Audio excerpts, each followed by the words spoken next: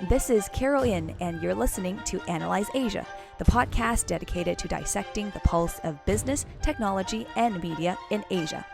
With us this week is Rebecca Fannin, journalist, author, and media entrepreneur. Now, Rebecca is the founder of Silicon Dragon Ventures and the author of 3 books, the most recent one being Tech Titans of China. And welcome to Analyze Asia, Rebecca. Hey, thanks, Carol. I'm glad to be here. Now, as a young person who also works for a media company, I'm very, very curious. How did you start your career? I started my career as a journalist. I was working in New York City after graduating from Ohio University, where my father was a professor of history. So I come from an academic household, and I've always had this curiosity and adventure seeking and wish to travel. And so my career has combined this idea of traveling, exploring, writing, and being very much in the news flow. So I started my career in New York City in magazines, and I worked in magazines in New York City for at least 15 years. And until I got a call from Red Herring magazine during the dot-com boom. This was about 1998. And I worked at Red Herring magazine, which was chronicling the internet boom at the time. And there were lots of stories to write about. And I was international editor there for a couple of years until the dot-com bust happened in about 2001. From there, I started following the venture capital money into China and India. China and India were the new beacons of interest from Sand Hill Road. And I got in early as a journalist, writing about what they were doing, how they were setting up operations and funds for China and India, and going in and investing in startups that were copies of what the West had. So from there, I just got deeper and deeper into writing about them because the story was so interesting. The entrepreneurs were fascinating. The venture capital money that was flowing in was very risk-taking, very daring, go into a whole new geography that you don't know and put capital to work in these startups. And it worked, actually. So the story just kept going, that you had these initial success stories. And I was writing for magazines in Asia, Asia Week, which was owned by Time, Asia Inc., which was like a Fortune magazine of the East, and continuing my career until, basically I was writing so many of these profiles of these entrepreneurs and the venture capitalists that it started to become a book. And so that led to my first book, Silicon Dragon, which was profiles of these original internet entrepreneurs in China, such as Baidu-Alibaba-Tencent. Today, the story is totally morphed into another story, but back then it was about a few companies that were succeeding. So Silicon Dragon came out in 2008, and from there I got really inspired by the Chinese entrepreneurs that I was interviewing, and I set up Silicon Dragon as a media and events business in 2000. So Silicon Dragon has been going for about 10 years now, and I'm still writing for other publications as well and doing thought leadership papers. But basically, my career has been driven by curiosity and adventure seeking and travel and following the story. And 3 books later, Silicon Dragon has become its own mini empire with its own community, and I've been very happily running it for almost 10 years now. Mm-hmm. And what advice would you give to young people looking to be a journalist, a technology reporter, or a media entrepreneur like yourself? You have to have the commitment and the passion and be able to put in the long hours. I've been running Silicon Dragon now for 10 years. It started right after my first book, Silicon Dragon, was published.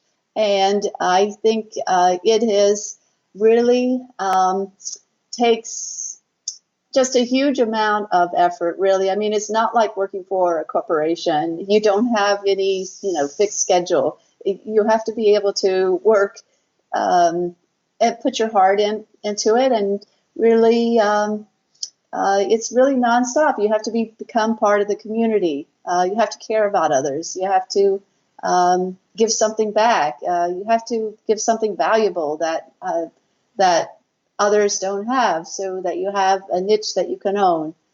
like I have with Silicon Dragon, which was really, I was one of the first American journalists writing about the whole tech entrepreneurial boom in China, in Beijing and Shanghai. And so from that, I was able to have this niche. And so I highly recommend having a niche that you can pursue, that you can own, that you can leverage into many platforms. Mm-hmm. And I know you started covering China tech much earlier than most people who are in the industry now. And you wrote your first book, Silicon Dragon. Now, what are some of the key misconceptions that you have observed in how other parts of the world cover China? There's a huge misconception in the West about China and copying. The idea is that China is a copier of Western tech, Western services, that it really is not all that creative or entrepreneurial, and that China is really just a low-cost producer of cheap toys or cheap clothing or cheap shoes.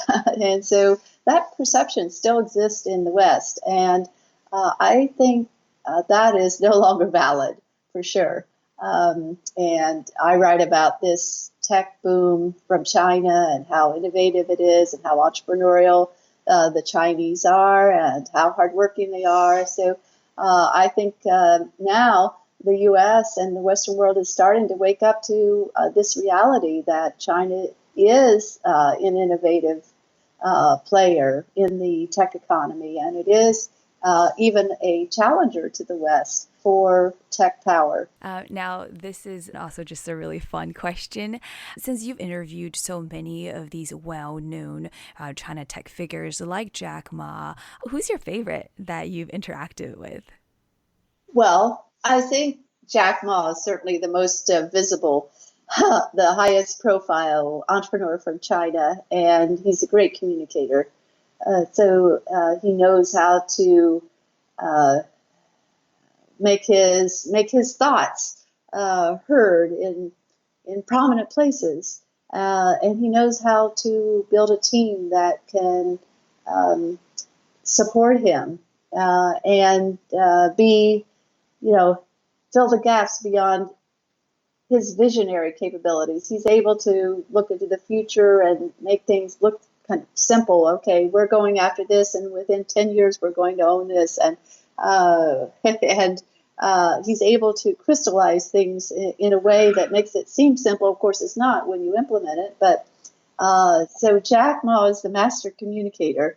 And I think that he is also an independent thinker, a maverick, really, that defines the most successful entrepreneurs around the world. It's a gene, it's a DNA that they have this kind of independent streak, this maverick streak. And so Jack Ma has that.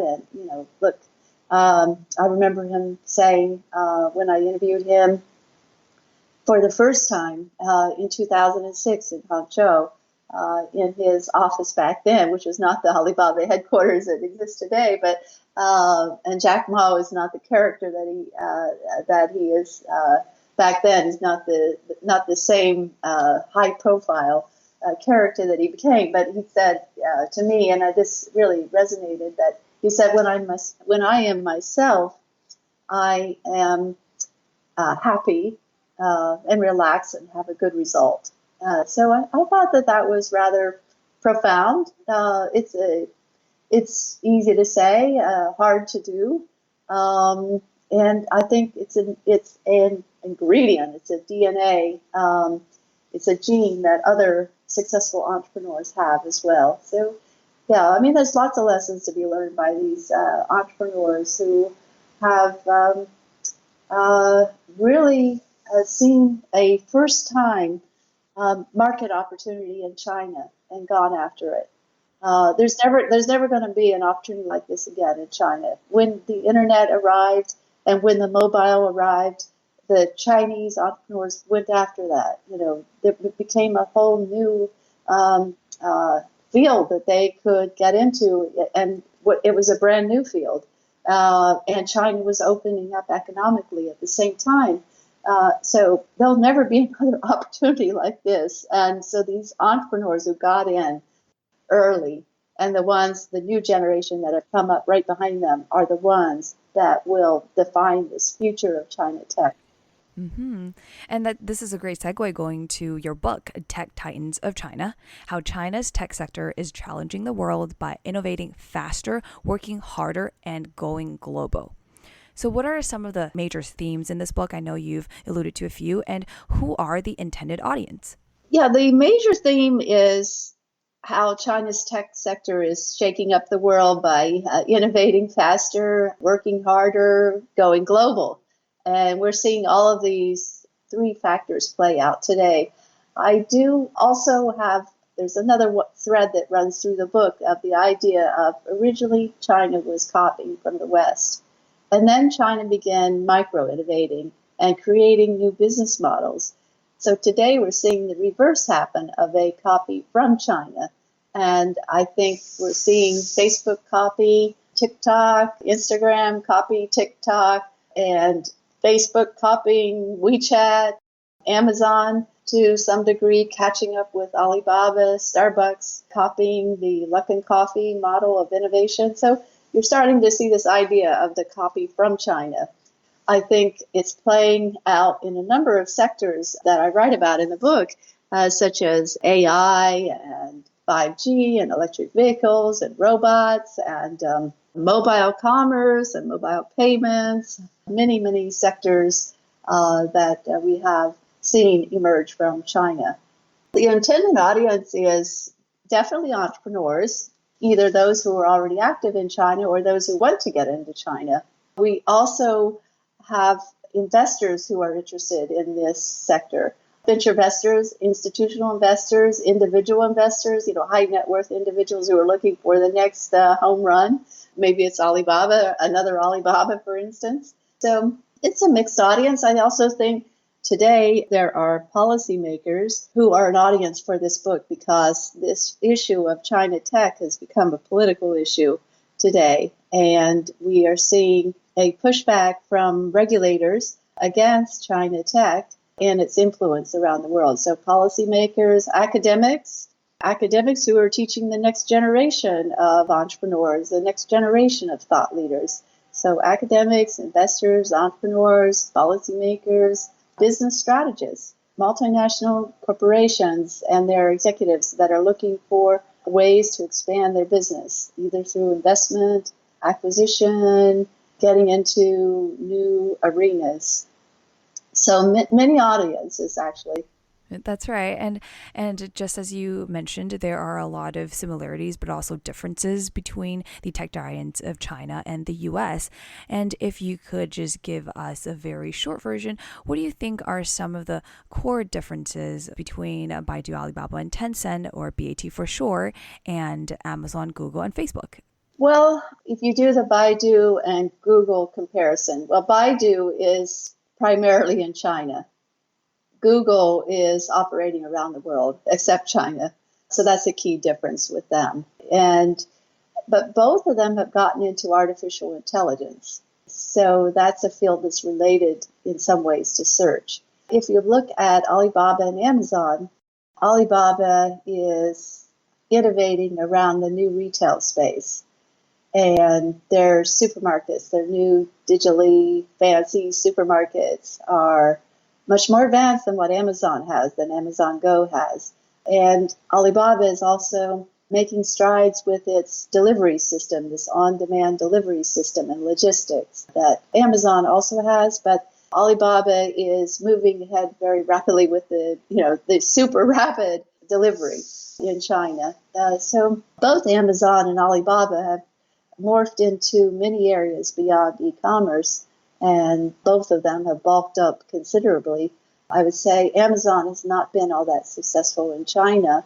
Alibaba has become a world leader in commerce, in the trading marketplace, buyer and seller. So you could say that Alibaba is not only China, but it's also international. Tencent and Facebook, Tencent has WeChat. And Facebook has Messenger, but I think WeChat is much more functional than Messenger is. WeChat has become a super app. This is an idea that China invented, that you have many functions within one app. For instance, payment, shopping, video chats, messaging, group chats. And all of these ideas originated with WeChat. And these ideas are now being copied by Facebook and others in the West. That's right. And you mentioned how one of the major misconceptions is people still think of these Chinese companies as copiers, except now a lot of them have become originators. So what do you think are the key turning points for China to have become a technology power in the world? I think it started with the sea turtles who were educated in the West and had their career experience in the West and then went back to China as China was opening up. So this started about 2000. This is almost 2 decades ago. And this created, along with the venture capital support for these entrepreneurs, it created a startup boom in China. And that was the beginning. That was mainly the copying idea, the copying of Amazon, of Google, of Yahoo, of you name it. Every internet brand in the U.S. was copied in China and set up. And they did very well, actually. Most of them did very well. And their venture investors also profited quite a bit as these companies went public in the U.S. or in Hong Kong. So I think the turning point when China started to see entrepreneurial success stories, heroes like the West had Steve Jobs, for instance. Today, maybe Jeff Bezos. But these heroes inspired a new generation of Chinese startups say, oh, yes, doing a startup is a path to riches, is a path to glory. I can chart my own course. It created a whole entrepreneurial spirit in China where things began to blossom. Co-working spaces happened. More venture capital money poured in. There was an exchange of ideas with Silicon Valley and a lot of cross-border flows between Silicon Valley and China. So all of this has been happening steadily. Today, we have a new turning point with the pushback by Washington, D.C. against China, but that's a different story. Mm-hmm. And of course, vice versa is true. There's also a pushback of the U.S. companies in China. Do you think it is the government and their regulations? Is that the key reason why tech giants from the U.S. have not really managed to penetrate into China? And what do you think are some of the other key reasons as why they have so many problems entering China? Well, I would say that certainly putting blocks on a company's ability to be seen in China is a major deterrent. But I would also argue that these American companies made some mistakes in China. They really were mismanaged in many cases. They didn't put in the local manager, had the management in China answer to the management in Silicon Valley or the U.S. So decision-making took forever. The American companies were struggling to adapt to regulations, like, for instance, in the case of Uber and Didi in the ride-hailing space. New regulations kept coming in the ride-hailing space as you entered a new market, new regulations, getting licenses for the ride-hailing spaces. All of this became a tremendous burden for an American company operating in China. And you saw also a price war, the American company and the Chinese competitor, tremendous price cutting and ferocious competition by the Chinese entrepreneurs to beat the American companies. And they would lower prices, for growth and care about the profit-making potential later. And there was a lot of talent raiding as well. So, there's many factors into why many of the American companies have failed in China. And it's not just a government issue. It is, in some cases, yes, definitely in Facebook, they have never been able to get into China. Google did have a chance, but they lost the market to Baidu. And, Amazon has been in there, Starbucks is in there, many other companies are in there, but some of them have really suffered from this mismanagement. That's right. Now, this is a really fun question, I think. If the Chinese government did not ban Google, Twitter, or Facebook, in your opinion, Do you think they would have succeeded in China? I already know my answer. Well, they were up against these ferocious Chinese competitors who knew the market, who could adapt to the market more quickly, and they did. For instance, with Google and Baidu. Baidu came out with localized search features like community chat for search items that Google didn't have. And also, Baidu had a better search algorithm in the Chinese language than Google was able to get to fast enough. So I think it was won fair and square in this case. But eventually, Google did withdraw from the market and cited censorship issues and blockages. So they forfeited the market, but they were losing the market in any case. Mm-hmm. Earlier, you talked about how Facebook copied TikTok. Can you talk about some of the technologies that have originated from China and why the US can or cannot copy or replicate them? Well, TikTok, the 15-second video app, originated in China, and Kuaishou, another 15-second video app. They are going outside the borders of China, and TikTok has gone global and become a flashpoint for the U.S. regulators, worried about censorship, worried about security issues. I think we're starting to see the 15-second video app copied in the U.S. now. Earlier on, Vine had a quick video app, but it was shut down several years ago. It didn't make it for whatever reason at that time. And this created an opportunity in the marketplace for China to come in and have a version for the U.S. and a version for China that could go global. On the topic of U.S.-China relations, too, in the tech sector, given the current U.S.-China trade tensions or the trade war, do you think that the global supply chain, which powers these tech companies from both countries, will break apart, with what we've seen happen to ZTE and Huawei? Right. Well, the issue is it will break apart if the companies can find suppliers, quality suppliers, and affordable suppliers in other markets.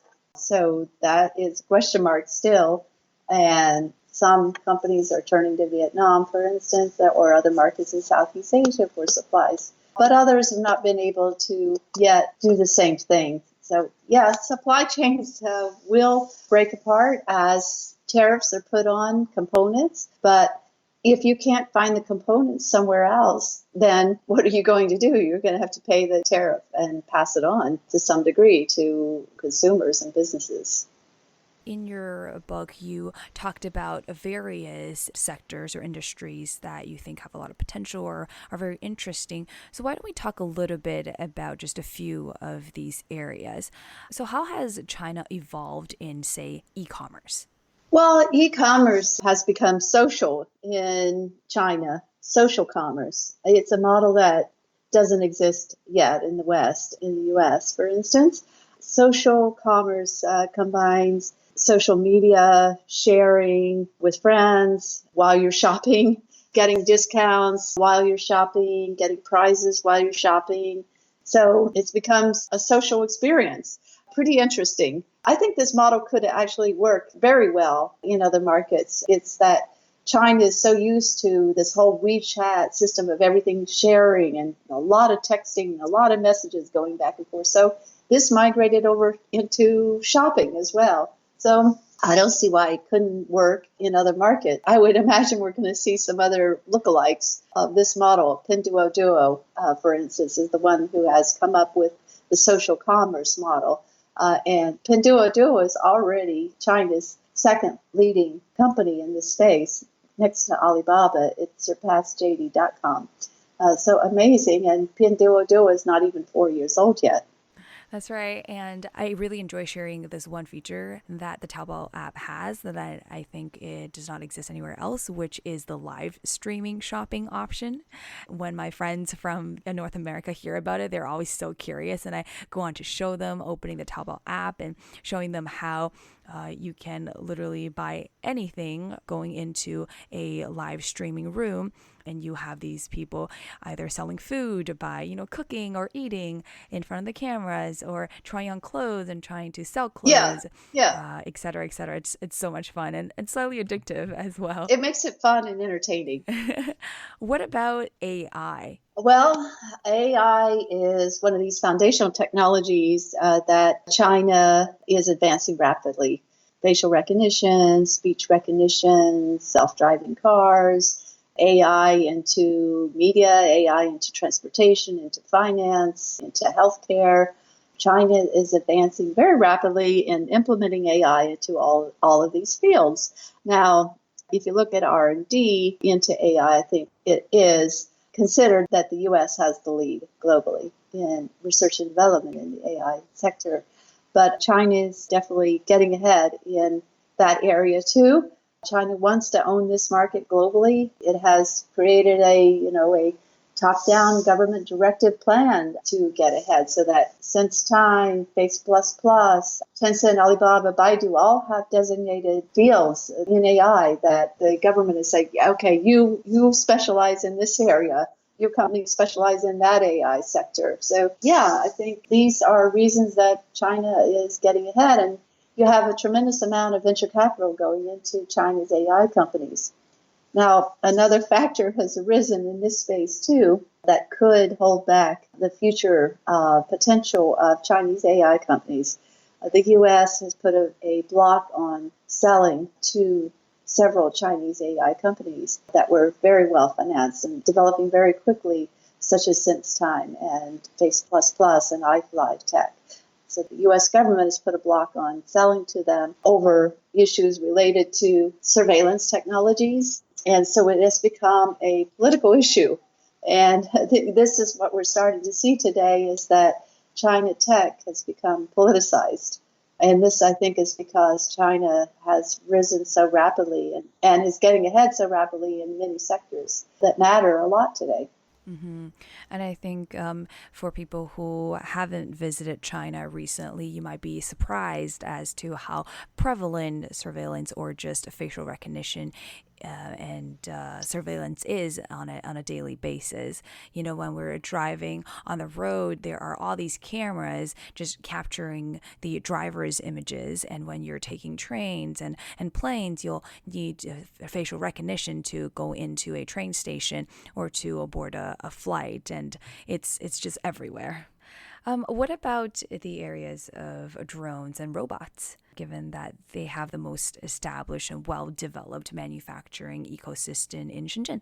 Oh, yeah. For instance, DJI, which I write about in the book, is the leading drone maker in the world. And it is from Shenzhen, is still privately owned, and 75% market share globally. Another interesting Chinese drone maker is Ehang. They are the makers of this passenger flying drone, which I've seen. I haven't gone up in one yet, but I've seen them. So, yeah, drones are an area that it's not only for consumers, it's for business, it's for military uses, and China has become very prominent in the drone space. Yeah, robots is another whole sector. You see, robotic startups getting into factories, getting into retail.